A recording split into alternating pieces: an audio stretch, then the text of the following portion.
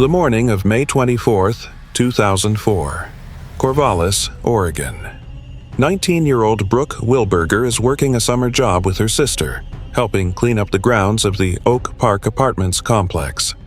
She steps away for just a couple of minutes to wash the lampposts in the parking lot, leaving both her phone and her wallet in the car. When her sister comes back, there's a bucket of water sitting on the pavement next to a half-washed lamppost, and next to it, only her flip-flops. Brooke vanished in broad daylight. For 5 years, her family would live in hellish uncertainty. And when police finally cracked this nightmare open, the truth turned out to be far more horrifying than any guess. Before we dive fully into this case, be sure to subscribe to the channel and hit like so you don't miss new episodes. And now, let's begin.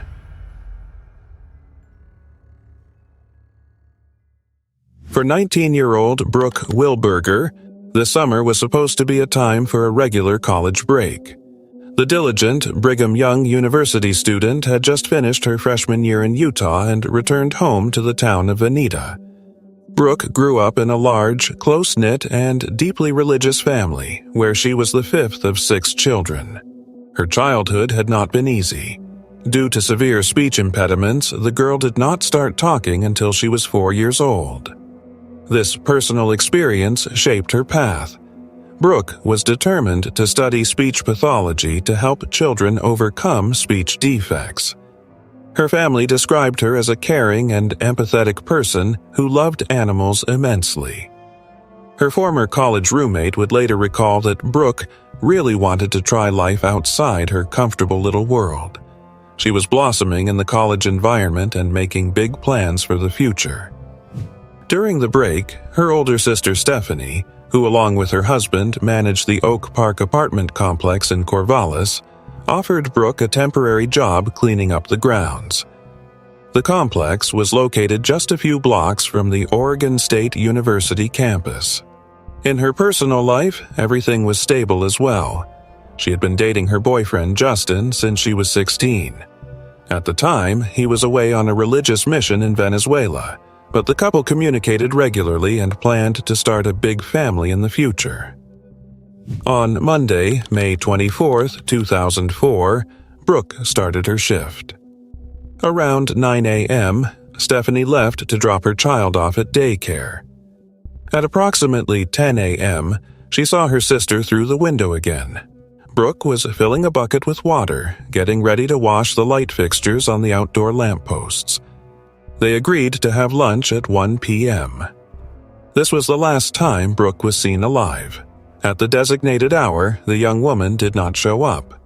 By 2 p.m., Stephanie went out to look for her and came across a chilling scene near one of the lampposts. The water buckets were standing on the ground, and Brooke's rubber flip-flops were lying nearby. The shoes were torn and deeply embedded in the mud, with clear drag marks visible around them.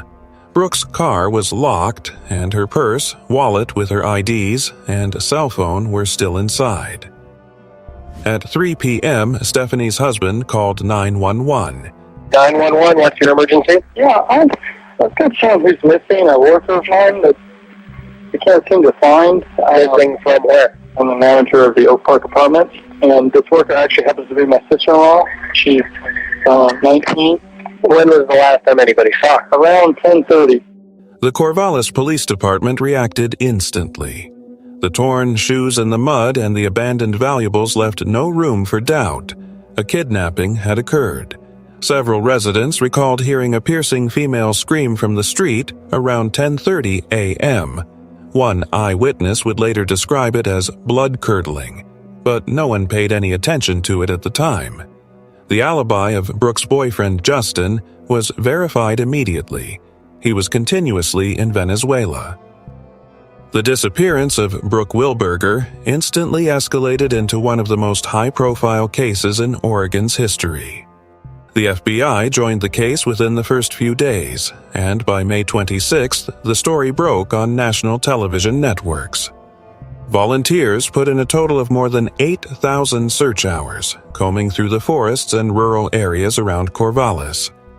Thousands of Oregon State University students helped post flyers and organize daily search dispatches. A dedicated website, findbrooke.com, was launched. The Wilberger family released pink support wristbands, and the National Center for Missing and Exploited Children sent experienced retired investigators and prepared 4 computer-generated composite images showing what Brooke might look like with different hairstyles.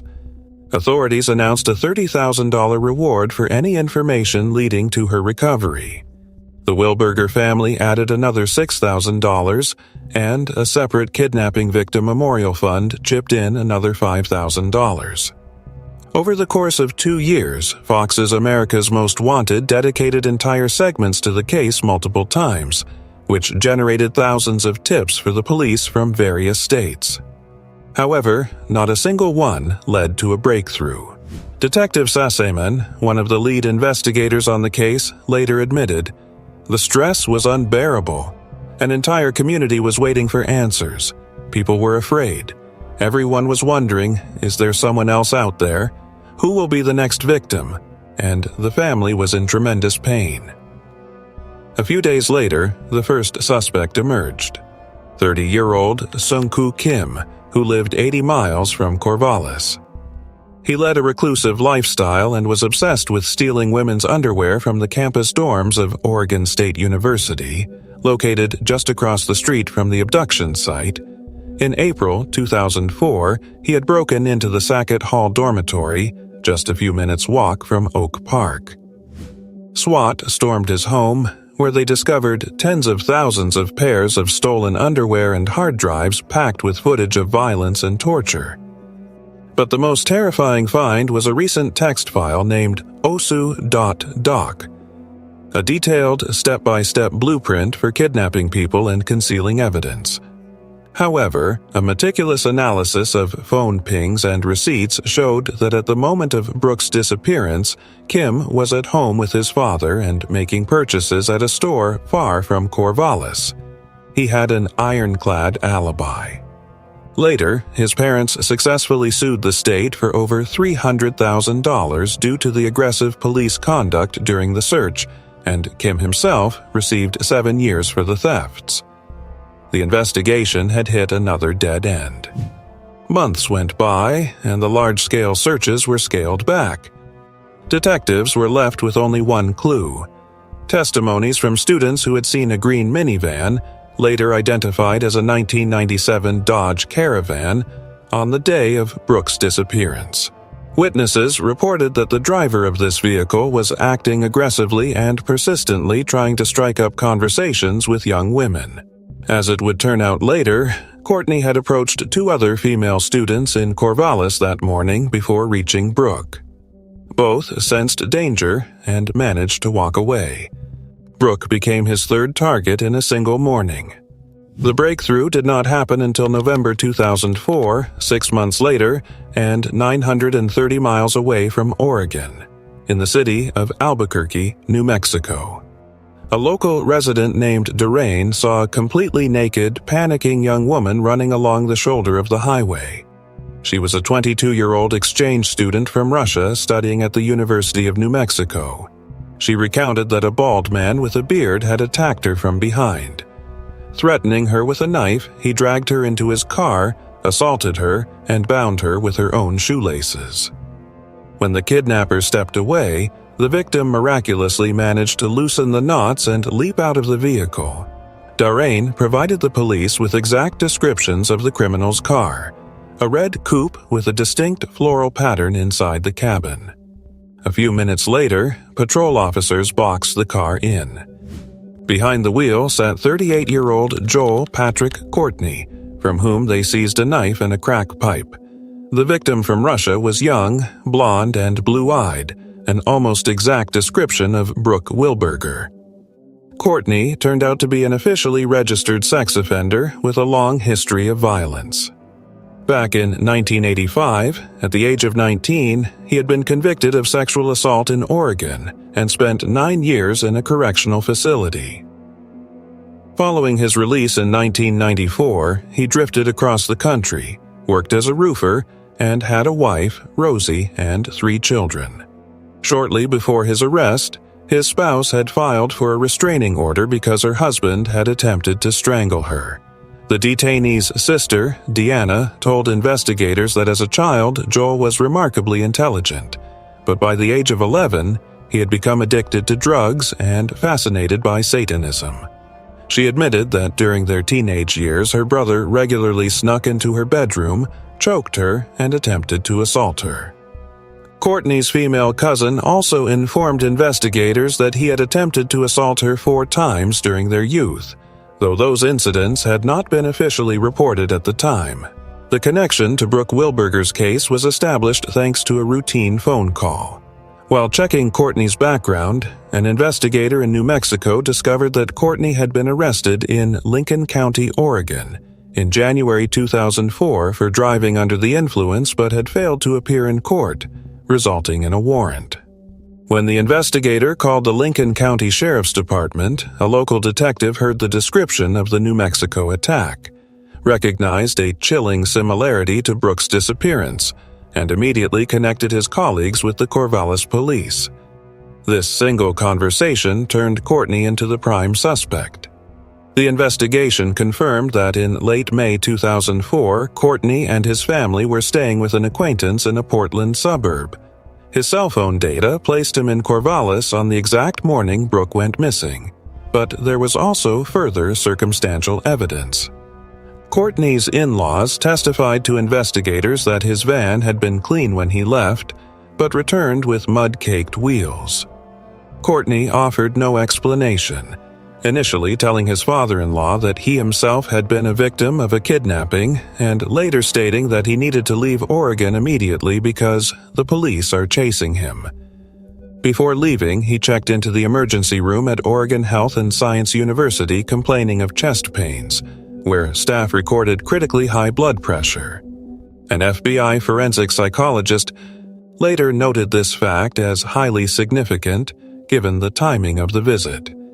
Detectives tracked down the green minivan Courtney had used in Oregon. Forensic experts stripped the van's interior down to the frame and discovered traces of Brooke Wilberger's blood and DNA.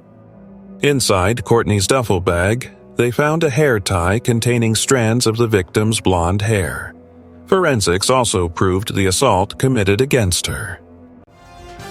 Good afternoon. I'm Natalie Marmee, and General Hospital will be seen at a later time. Right now, we're bringing you the latest in breaking news in the disappearance of Brooke Wilberger. We now know police believe Brooke was murdered, and police believe a man currently sitting in an Albuquerque jail was the one. Courtney first faced sentencing in New Mexico, where he received 18 years for the attack on the Russian student. A Rio Rancho man who faces a murder charge in a highly publicized Oregon case has been sentenced to 18 years in prison for kidnapping and raping a University of New Mexico foreign exchange student back in 2004. During that hearing, he screamed at the judge and threatened to spit in his face. No respect for this court. You're the rudest person I've ever met. I would spit in your face if I was close enough. Well, don't even start. In July 2005, a Benton County grand jury indicted Joel Courtney on 19 felony counts, including kidnapping, rape, and aggravated murder, which carried the death penalty. Upon learning this, Courtney laughed cynically in his cell and told his mother that they would never be able to punish him. His lawyers attempted to claim insanity, but evaluations deemed him fully sane. We are at a milestone in this case in that on Friday, July 29th, last Friday, the Benton County grand jury reviewed this case, the case of Brooke Wilberger. The grand jury, after hearing all of the evidence, returned a 19-count indictment accusing Joel Patrick Courtney, who's 39 years old, of 14 counts of aggravated murder alleged in alternative theories, 2 counts of aggravated kidnapping in the first degree, 1 count of first-degree rape, 1 count of first-degree sexual abuse, and 1 count of first-degree sodomy. Under Oregon law, the maximum possible penalty for aggravated murder is death. With charges pending in New Mexico, however, it is unlikely that he'll be available for extradition to Oregon for some time. So don't expect to see the defendant before an Oregon court in the next few days or the next few weeks. As you know, the defendant was arrested November 29th of last year in Albuquerque on similar but unrelated charges in their jurisdiction involving the abduction and sodomization of a college-age student there in New Mexico.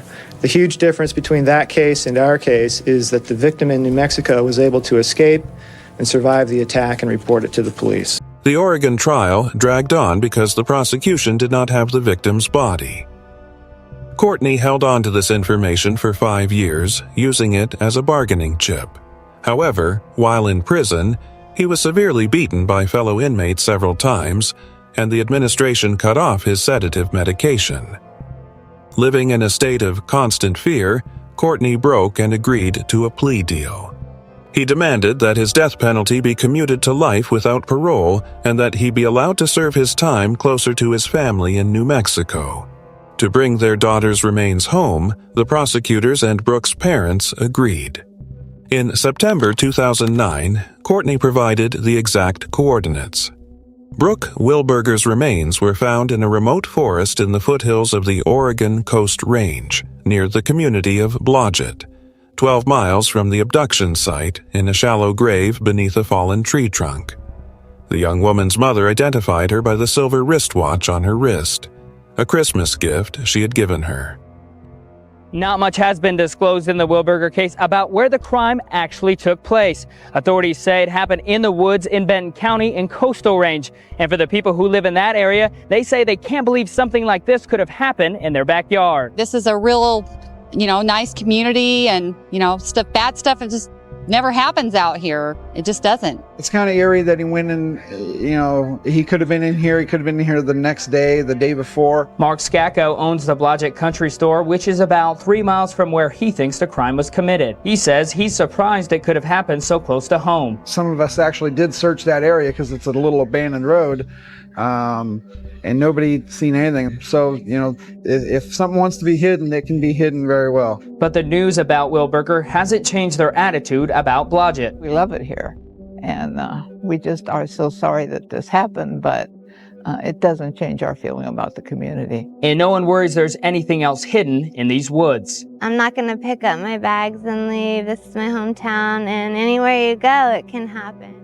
During interrogation, Courtney confessed to exactly how everything happened.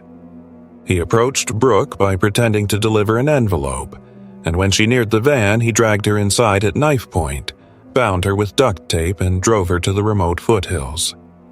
However, he then drove back to Corvallis because he got hungry, re-entering the town with the victim still inside the vehicle.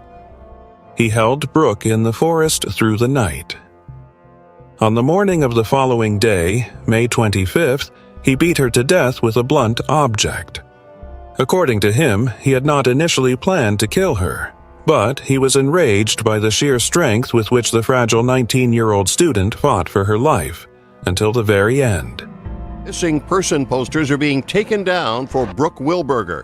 More than 5 years after she disappeared, police in Oregon have finally located the remains of the 19-year-old college student. Oregon's Attorney General is in Eugene for several reasons, but he spent the day tackling questions about the Wilberger case. John Kroger says he applauds the work done by the Benton County District Attorney's Office. Oregon's AG is pleased with the outcome, getting Joel Courtney to give up Wilberger's remains as part of the plea deal. He also believes the DA's office handled the case well, especially since the case came with a lot of public scrutiny. I think it was very important not only to make sure that he serves a life sentence without any chance of release, but also to make sure that the remains of the victim were found. I think that was extraordinarily. Joel Patrick Courtney listened to his final sentence: life imprisonment without any possibility of parole. Brooke's mother, Cammie Wilberger, said something in court that shocked many. It may be hard for you to understand, but at this moment, we feel gratitude, even toward Mr. Courtney. His own sister, Deanna, publicly stated that their entire family fully supported the sentence, as they were bound before God to choose the truth. FBI analysts later added that based on the evidence, they believe Courtney is a serial killer involved in at least 3 other mysterious disappearances of women in Oregon. Meanwhile, the prosecutor compared him, in terms of his cold-bloodedness and pure evil, to serial killer Richard Ramirez. The Wilberger family found the strength to survive this nightmare. Speaking at the memorial service, Cammie Wilberger, with tears in her eyes, thanked the thousands of strangers who for 5 years kept the case from being forgotten. It's just a total community effort, and not just Corvallis, but all of Oregon, really. Everybody worked together. Cammie Wilberger takes the podium at the LaSalle's Stewart Center in Corvallis. She sends her deepest thanks to those, some strangers, who've lent their support over the years to help find her daughter Brooke. Because it seems one way or another, everyone in Corvallis is connected to the Brooke Wilberger case. The story lingering strong for years in the town, so much that it easily brings tears to former volunteers. I walked several different days, trying to find her. Organizers say without a doubt this has been a defining moment for Corvallis. We do not want ourselves as individuals or this community to be defined by tragedy. As for the next couple of years, Cammie Wilberger says she hopes not for closure, but a beginning to what's been shown to them all these years: love. We have a lot of things that as a family we're doing, but everybody just moving on, doing good things, trying to do the best you can do to love other people and do what Brooke would have done. Brooke's mother compared her family's tragedy to an iceberg. What the public saw on television screens was just a small tip, beneath which was hidden a colossal, freezing, and eternal pain.